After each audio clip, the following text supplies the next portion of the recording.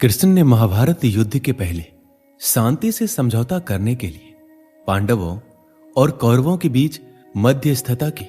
हालांकि दोनों ही पक्ष युद्ध लड़ने के लिए आतुर थे, लेकिन कृष्ण ने हमेशा चाहा कि कैसे भी युद्ध टल जाए। झगड़ों से कभी समस्याओं का समाधान नहीं होता है। शांति के मार्ग पर चलकर ही हम समाज का रचनात्मक विकास कर सकते हैं। कृष्ण ने समाज की शांति से मन की शांति तक दुनिया को यह समझाया कि कोई भी परेशानी तब तक नहीं मिट सकती जब तक वहां शांति ना हो। फिर चाहे वो समाज हो या हमारा खुद का मन, शांति से ही सुख मिल सकता है, लड़ाई झगड़ों से नहीं। कुछ लोग होते हैं जिन्हें हमेशा लगता है कि लोग उनके विषय में ही बात कर रहे हैं। वह यह सोचकर हमेशा परेशान भी रहते हैं कि लोग उन्हें पसंद नहीं करते, मगर वास्तविकता कुछ और ही होती है। ऐसे लोग संदेह करने के आदी होते हैं। पति पत्नी में भी कई बार ऐसी स्थिति आती है जब उन्हें एक दूसरे पे संदेह होता है। गीता में बताया गया है कि जो व्यक्ति किसी पर संदेह करता है वह कभी भी सुखी नहीं रहता। उसके मन में हमेशा शंका बनी रहती है जो उसे परेशान करती रहती है। तुम्हें जो करना है वह करो, लेकिन अहंकार से नहीं, वासना से नहीं, ईर्ष्या से नहीं, बल्कि प्रेम, करुणा, विनम्रता और भक्ति के साथ। जिसने अपने मन पर विजय प्राप्त कर ली है उसके लिए मन सबसे अच्छा दोस्त है, लेकिन जो ऐसा करने में विफल रहा है उसके लिए मन सबसे बड़ा दुश्मन है। खुशी मन की एक ऐसी अवस्था है जिसका बाहरी दुनिया से कोई लेना देना नहीं है। तुम व्यर्थ चिंता करते हो। तुम्हें किससे डर लगता है? तुम्हें कौन मार सकता है? आत्मा ना तो जन्म लेती है ना ही मरती है। जो भी हुआ अच्छा हुआ, जो हो रहा है अच्छा हो रहा है, जो भी होगा अच्छा ही होगा। भविष्य के बारे में चिंता मत करो, वर्तमान में जियो। आपका वर्तमान ही वह सब कुछ है जो आपके पास है। अपना दिल अपने काम पर लगाओ, लेकिन उसके प्रतिफल पर कभी नहीं। जीवन में सफलता प्राप्त करने के लिए भगवान श्री कृष्ण के जीवन से जुड़ी तमाम बातों का अध्ययन करके सीखा जा सकता है। आइए जानते हैं भगवान कृष्ण के जीवन से जुड़े कुछ अहम बातें जिससे आपके जीवन को बदला जा सकता है।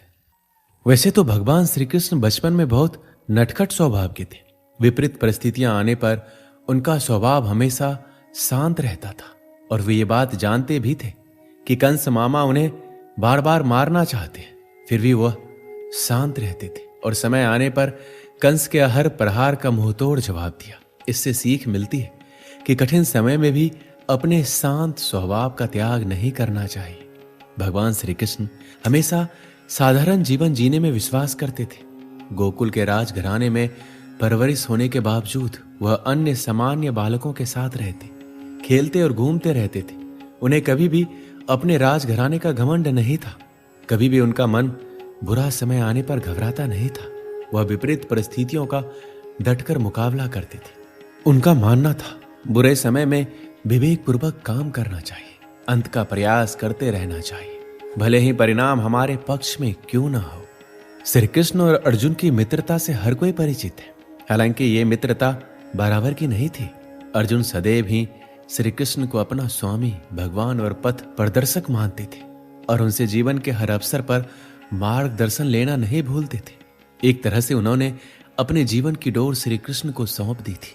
महाभारत युद्ध के बाद एक दिन दोनों बैठकर जीवन दर्शन पर बातचीत कर रहे थे। इसी समय अर्जुन ने कहा, हे वासुदेव, संसार में हर कोई सुख की कामना करता है और जीवन पर्यंत उसकी प्राप्ति के लिए प्रयास भी करता है। फिर क्यों दुख जीवन में प्रवेश करता है? दुख रूपी भावना के निर्माण का अर्थ ही क्या है? क्यों इसकी सृष्टि की गई? यदि दुख होता ही नहीं तो जीवन कितना आसान होता। सुख और दुख दोनों विरोधी भाव है और इनकी आवाजाही ने आम जीवन को दुखी कर रखा है।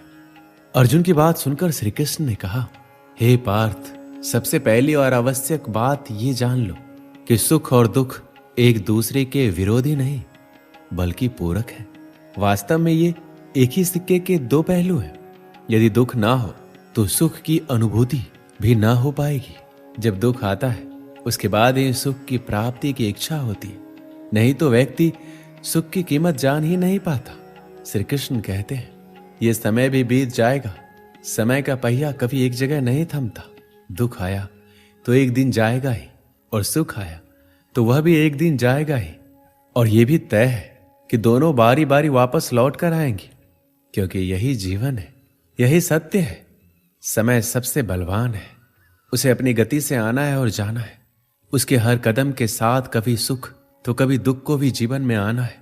इन दोनों के आने से व्यक्ति को घबराना नहीं चाहिए, क्योंकि समय कब एक सा रुका है। जब भी निराश हो, यही मन को समझाइए कि ये समय भी बीत ही जाएगा। गीता में श्री कृष्ण कहते हैं, मनुष्य को सदैव अच्छे कर्म करते रहने चाहिए, क्योंकि कर्मों के छिन्न हो जाने पर भाग्य भी नष्ट हो जाता है। जिस मनुष्य का अपने कर्मों पर अटूट विश्वास होता है और जो मनुष्य अपने कर्मों पर सदा अडिग रहता है, वही मनुष्य जीवन में सफल होता है। श्री कृष्ण ने कहा है, हर व्यक्ति को बिना कुछ सोचे समझे सिर्फ कर्म के मार्ग पर चलते रहना चाहिए। जो मनुष्य कर्म किए बिना सिर्फ फल की चिंता करता है, उसे जीवन में सिर्फ असफलता ही प्राप्त होती है। परिस्थितियां चाहे कितनी भी खराब हो, वो हमेशा एक जैसी नहीं रहती है, वो बदलती जरूर है। इसलिए मनुष्य को बहुत धैर्य और हिम्मत से काम लेना चाहिए। ईश्वर कभी भी किसी व्यक्ति के साथ नाइंसाफी नहीं करता। वो उसको केवल वही देता है जिसकी वो लायक है। जीवन में कुछ स्थायी नहीं है, इसलिए स्वयं को अधिक तनावग्रस्त ना करें। किसी के साथ चलने से ना तो कोई खुशी मिलती है और ना ही लक्ष्य।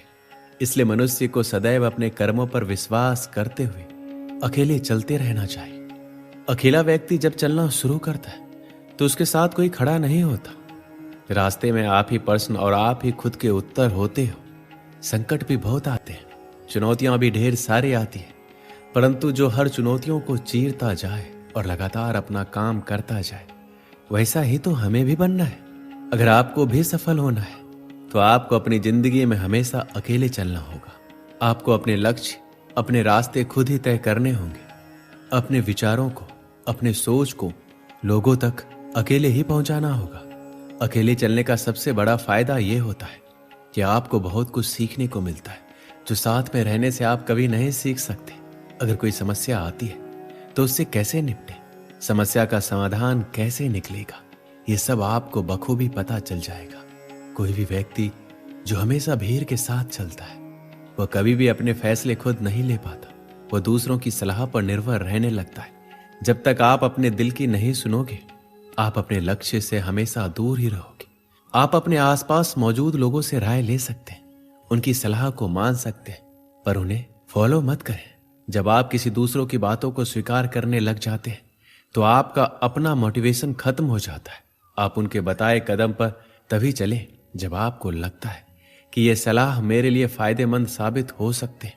एक बार की बात है, एक बार श्री कृष्ण और अर्जुन नगर भ्रमण के लिए निकले। रास्ते में उन्हें भिक्षा मांगते हुए एक ब्राह्मण दिखाई दिया। उनकी दशा देखकर अर्जुन का हृदय दया से भर आया और उन्होंने उस ब्राह्मण को भिक्षा में स्वर्ण मुद्राओं से भरी पोटली दे दी। पोटली पाकर ब्राह्मण अपने सुखद जीवन की कामना करते हुए घर लौट ही रहा था। मार्ग में एक लुटेरे ने उसकी पोटली छीन ली। दुखी और परेशान मन से ब्राह्मण फिर से भिक्षावृत्ति में लग गया। अगले दिन अर्जुन की दृष्टि जब उस ब्राह्मण पर पड़ी तो इसका कारण पूछा। अर्जुन के पूछने पर ब्राह्मण ने पूरी घटना बताई। ब्राह्मण की पूरी व्यथा सुनकर अर्जुन को उस पर फिर से दया आ गई और इस बार उन्होंने उस गरीब ब्राह्मण को बहुमूल्य रत्न मानिक दिया। मानिक लेकर ब्राह्मण अपने घर पहुंचा। चोरी के भय से उसने मानिक एक पुराने घड़े में छुपा दिया। दिन भर की थकान के चलते ब्राह्मण को नींद आ गई। उधर ब्राह्मण की पत्नी भी नदी से पानी लेने के लिए चली गई, लेकिन रास्ते में ही हाथ से गिरकर घड़ा टूट गया। तब वो पुराना घड़ा लेने घर पहुंची जिसमें ब्राह्मण ने मानिक छिपाकर रखा था, और जैसे ही ब्राह्मणी ने नदी में पानी भरने के लिए घड़े को डुबोया, वह मानिक भी जल के वेग के साथ बह गया। ब्राह्मण को जब इस बात का पता चला तो उसने अपने भाग्य को दोष देता हुआ फिर से भिक्षावृत्ति में लग गया। कई दिन गुजर गए, ब्राह्मण वैसे ही भिक्षा मांगता रहा। इसी दौरान एक बार फिर श्री कृष्ण और अर्जुन नगर भ्रमण पर निकले। वहां उन्हें वही ब्राह्मण फिर से भिक्षा मांगता दिखाई दिया। अर्जुन तो हैरान रह गए। उन्होंने ब्राह्मण से इसका कारण पूछा। तब उसने सारी घटना कह सुनाई। सब कुछ सुनकर अर्जुन काफी निराश हो गए और गहरी चिंता में पड़ गए। तभी श्री कृष्ण ने अपना हाथ ब्राह्मण की ओर बढ़ाते हुए उसे 2 कौड़ियां दी। अर्जुन ने श्री कृष्ण की ओर देखते हुए आश्चर्य से पूछा कि प्रभु, मेरी दी स्वर्ण मुद्राएं और मानिक इस अभागे की दरिद्रता ना मिटा सकी, फिर इन कौड़ियों से इस ब्राह्मण का क्या होगा? अर्जुन के सवाल पर श्री कृष्ण ने कहा, वह ब्राह्मण देवता के पीछे पीछे जाए। ब्राह्मण भिक्षा लेकर घर लौटने लगा। तभी उसे पास की नदी में जाल में तड़पती एक मछली दिखाई दी। ब्राह्मण को उस मछली पर दया आ गई। उसने सोचा, इन कौड़ियों से मेरा क्या होगा? यह विचार करते हुए जाल में फंसी मछली का सौदा मछुआरे से कर लिया और कमंडल में मछली डाल नदी में छोड़ने चल पड़ा।